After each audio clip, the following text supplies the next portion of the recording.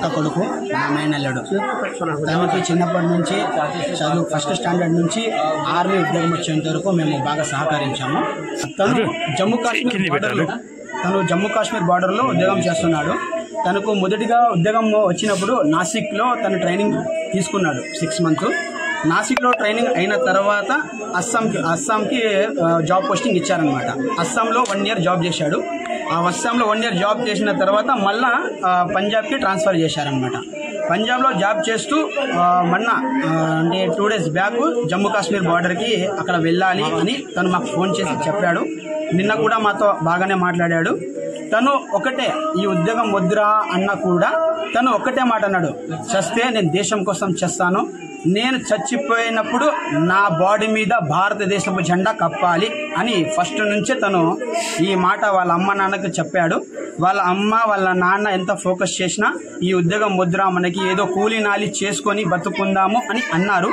మా అక్క మా మావ ఒక చిన్న బీద ఫ్యామిలీ సార్. వాళ్ళు కూలీ నాలి చేసుకునే వాళ్ళు. అలాంటి కొడుకు ఒక ఉద్యోగంలో వెళ్ళి వాళ్ళని బాగా చూసుకునే వాళ్ళు ఒక కొడుకు ఉద్యోగంలో ఉండి వాళ్ళను చూస్తూ సాక్కునేవాడు. అలాగే తను దేశం కోసం పోరాడి చనిపోయినందుకు చాలా సంతోషంగా ఆనందంగా ఉంది. కానీ ఒక చిన్న విషయము, తను ఎప్పుడు మేము మర్చిపోలేము. తను మా హృదయాల్లో ఎప్పటికీ ఉంటాడు. ఈ భారతదేశంలో ఉన్న ప్రతి ఒక్క పౌరులకి నేను చెప్తున్నాను, పాకిస్తాన్లో ఉండే ఉగ్రవాదులకి, లోఫర్ నా కొడుకులకి, నా కొడుకులకి కూడా వదులుకోకుండా వీలైతే మోదీ సార్ గారికి రిక్వెస్ట్ చేస్తున్నాను, 2 రోజుల్లోనే ఆ పాకిస్తాన్ మొత్తం సర్వనాశనం అయిపోవాలని నేను కోరుకుంటున్నాను. జై హింద్, జై భారత్. నాకుండే 2 కొడుకులకి కూడా ఆర్మీలోనే పంపిస్తాను. ఆ దేశం కోసమే పోరాడతాం, దేశంతోనే ఉంటాము. పాకిస్తాన్ నా కొడుకులకి తరిమి కొట్టాలి. మురళీ నాయక్ మా అక్క కొడుకు మా మేనల్లుడు.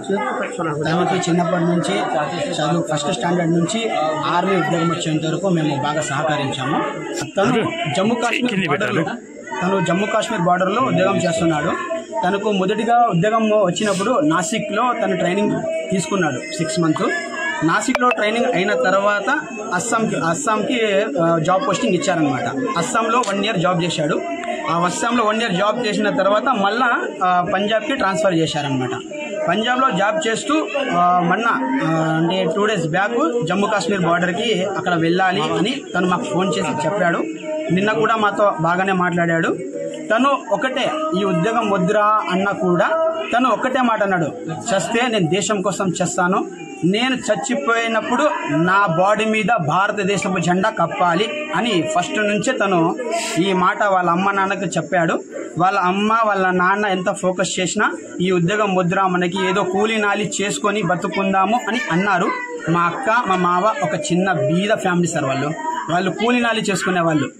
అలాంటి కొడుకు ఒక ఉద్యోగంలో వెళ్ళి వాళ్ళని బాగా చూసుకునే వాళ్ళు ఒక కొడుకు ఉద్యోగంలో ఉండి వాళ్ళను చూస్తూ సాక్కునేవాడు.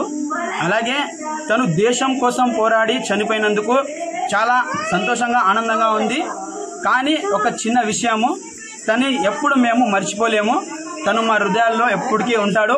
ఈ భారతదేశంలో ఉన్న ప్రతి ఒక్క పౌరులకి నేను చెప్తున్నాను, పాకిస్తాన్లో ఉండే ఉగ్రవాదులకి, లోఫర్ నా కొడుకులకి, నా కొడుకులకి కూడా వదులుకోకుండా వీలైతే మోదీ సార్ గారికి రిక్వెస్ట్ చేస్తున్నాను, 2 రోజుల్లోనే ఆ పాకిస్తాన్ మొత్తం సర్వనాశనం అయిపోవాలని నేను కోరుకుంటున్నాను. జై హింద్, జై భారత్. నాకుండే 2 కొడుకులకి కూడా ఆర్మీలోనే పంపిస్తాను. ఆ దేశం కోసమే పోరాడతాం, దేశంతోనే ఉంటాము. పాకిస్తాన్ నా కొడుకులకి తరిమి కొట్టాలి.